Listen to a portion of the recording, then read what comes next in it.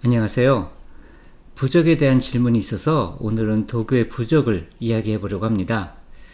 질문에 대한 답에서도 밝혔지만 단순히 민속학적인 관심이 아니라면 이러한 영적인 일을 직접 하는 것은 그리 권장하지 않습니다.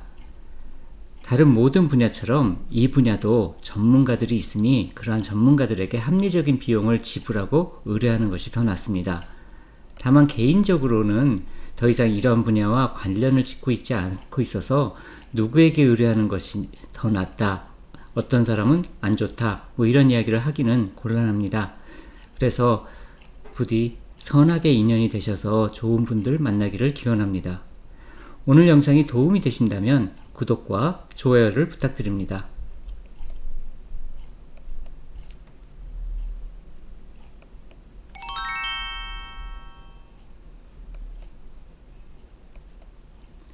오늘의 추천 서적은 우선 부주파 도교 입문입니다. 오늘 나오는 사파들은 대부분 이 서적에서 나왔습니다. 다만 이 영상은 대략적인 큰 그림만을 잡아주는 것이므로 세부적인 수행법이나 그 외의 절차 이런 부분들은 이 서적을 참고하시길 바랍니다. 다음은 내림굿의 배신과 신내림의 진실이 있습니다. 이 서적들도 연관되어서 도움이 되는 부분들이 많이 있으니 한번 참고로 보시면 좋을 것 같습니다. 우선 도교 부적은 칠법 비부주라는 법칙으로 만들어집니다. 여기 써있는 부수, 부자, 부도, 부신, 부서, 부담, 부각 이렇게 7가지가 있는데 이게 모두 다 쓰여지지 않고 있습니다. 그래서 이 7개를 다 쓰지 않는다고 해서 이 법칙에서 벗어났다 이렇게 말을 할 수는 없습니다. 하지만 거의 모든 중국 도교의 부적들은 최소한 부수와 부담과 부각은 필수로 갖추고 있고요. 다른 부분들은 조금씩 변형을 하거나 빼거나 아니면 여기에 들어있지 않은 것이 포함되거나 이런 경우가 있습니다. 자, 여기 나오는 2가지. 하나는 이제 앞에 말한 칠법 비부주를 다 사용한 거고요. 오른쪽에 있는 것은 몇 가지가, 한 가지가 빠져 있는 것이죠. 이렇게 차이가 좀 있는데 이러한 형식으로 되어 있는 것이 도교 부적입니다. 그러면 한국 부적하고 비슷한 면도 있고 좀 다른 면도 있고 앞으로 보시고 나면 이건 어디에서 어떻게 유래된 그런 부적이구나 이런 것에 대해서 조금 스키마가 잡힐 것이라고 생각을 합니다. 우선 부수를 살펴보겠습니다.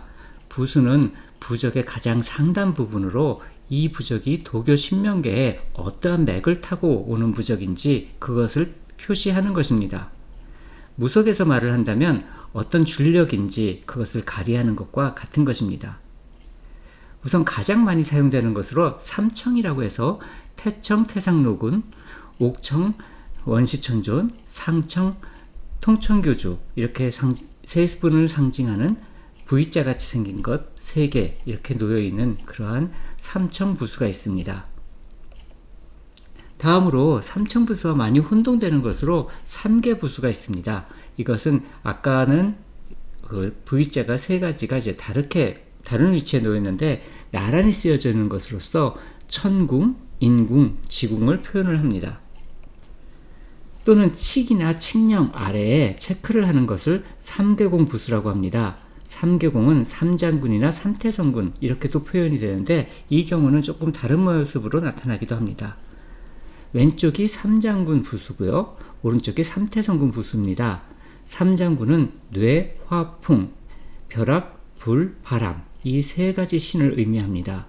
삼태성군은 하태, 곡생, 사록성군, 상태, 허정, 개덕성군, 중태, 육순, 사공성군 이 3분을 의미하는 것이 됩니다.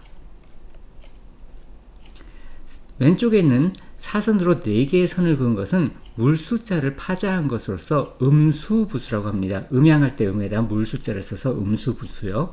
그 다음에 2개의 짧은 점이나 X자로 교차하는 것을 표현했을 때는 불화자를 파자한 것으로서 양화부수라고 합니다. 음양할 때 양에다가 불화자를 써서 양화부수라고 합니다.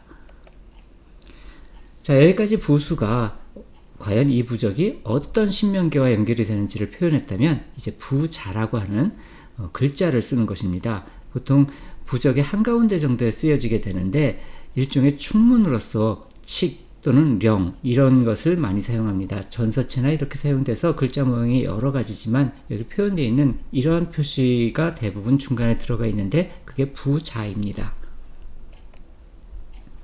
다음으로 부도는 그림으로 표현되는 건데 많은 경우 생략되거나 나중에 표현되는 어떤 도장으로서 찍는 직인같이 찍는 부인이라는 것으로 대체가 됩니다. 여기 있는 그림도 부인입니다.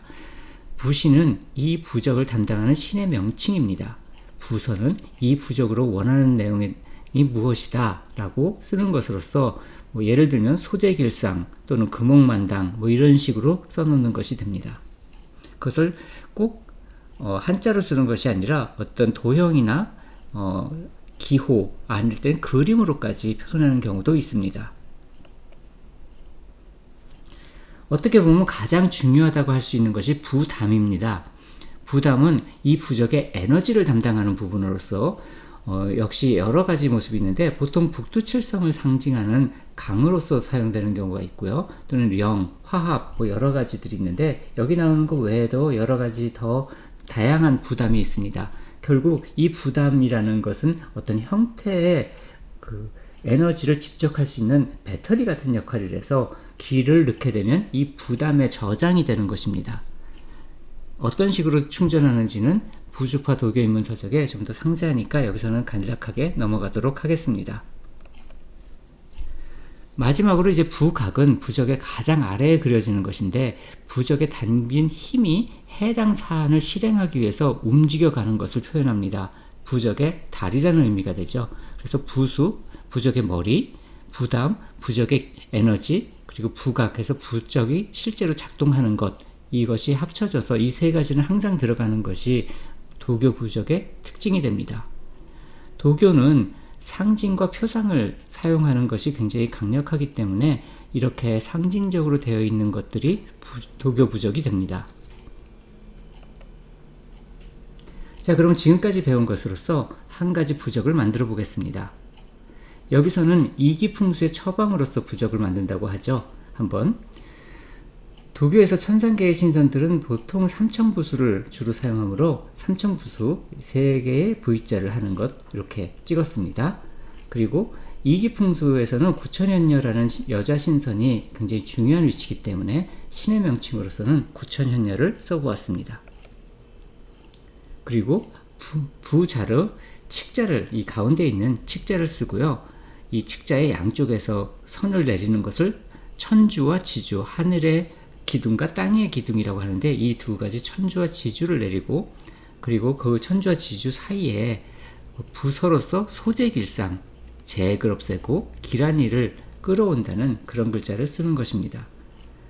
가운데 있는 글자를 가지고 왼쪽으로 해서 천주 지주를 내리고 그 다음에 내가 소원하는 바를 가운데 쓰게 된 것이죠. 다음으로서 부담으로는 특별히 여러 가지 뭘 사용해도 상관은 없는데 여기서는 영자를 썼습니다. 그래서 그 영혼할 때 영자하고 비슷하게 됐는데 이제 그 영자하고 그다음에 부각도 이제 이 삼각형으로 되어 있는 이 모습으로 해서 각각의 의미가 따로 있습니다만 여기서는 그냥 대충 이런 걸로 정했다라고 생각하시면 될 것 같습니다. 그렇게 해서 합쳐지면 부적이 완성이 된 겁니다. 그럼 이제 각 부위들이 이해가 되셨을 거예요. 이 부적이 어떻게 만들어진 거고 어디에서 힘을 얻고 있고 어떤 식으로 힘을 작용하고 있는지 분명히 영적인 힘을 작용할 겁니다. 부담이 이렇게 되어 있으니까요. 그래서 부적을 다 만들었습니다. 다음으로는 이 부적을 안정화시키고 종이에 이 글자, 영적인 글자가 붙어버리도록 거기에 새겨지도록 하는 걸로서 붓을 뒤집어서 붓의 뒷부분을 가지고 맨 윗부분에 한번 누르고 그 다음에 제일 아랫부분에 한번 누르고 중간 부분을 한번 누르고 그래서 탁탁탁 이렇게 때려줍니다. 그런 후에 부적을 손 사이에 놓고 지금 보여지는 저런 수인을 맺은 다음에 거기에 기를 공명시켜서 부담의 에너지가 가득 차도록 그렇게 합니다.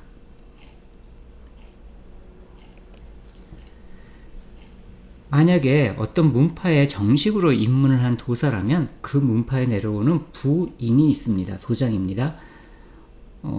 대표적으로는 여기 나와 있는 것인데요. 첫 번째 것이 이제 제일 위쪽에 부수 부위에 쓰는 것이고요. 두 번째가 이제 부담하고 관련된 부위에 쓰게 되고, 부각이 있는데 쓰이게 되고요. 그리고 제일 끝에 있는 것이 부서 있는데 주로 쓰여지게 됩니다. 이 세 가지 도장을 만약에 자신이 입문을 했고, 그리고 스승님이 있다면 마지막에 거기서 법권이라든지 천명을 받게 됐을 때, 법권과 천명은 일종의 졸업장이라고 생각을 하시면 됩니다. 그래서 법권이라든지 천명을 받게 됐을 때 그 스승님이 개광자만을 해주신 그러한 도장을 받게 됩니다.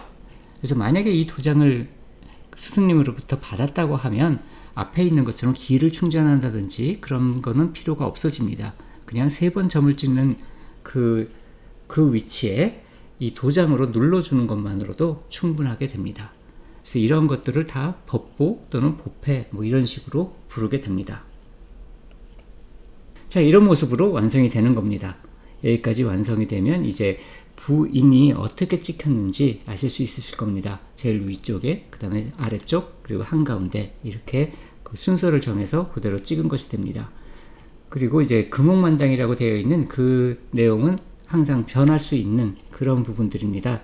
만약에 여기가 소재길상이 아니었다면 금옥만당을 쓰고 또 똑같이 부인도 금옥만당을 했어야 되는데 여기서는 그냥 두 가지를 보여드리느라고 금옥만당과 소재길상 이렇게 따로따로 썼습니다. 보통은 같은 내용을 새긴 것을 사용을 하게 됩니다.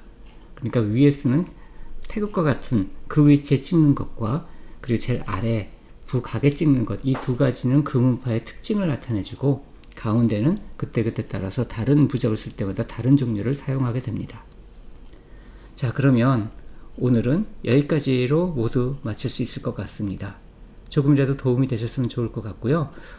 이것은 그냥 정보 차원에서 나누는 것이니까 좀 더 전문적으로 하시길 원하신다면 이런 것을 가르칠 수 있는 그런 곳에 가서 배우시는 것을 권장을 합니다.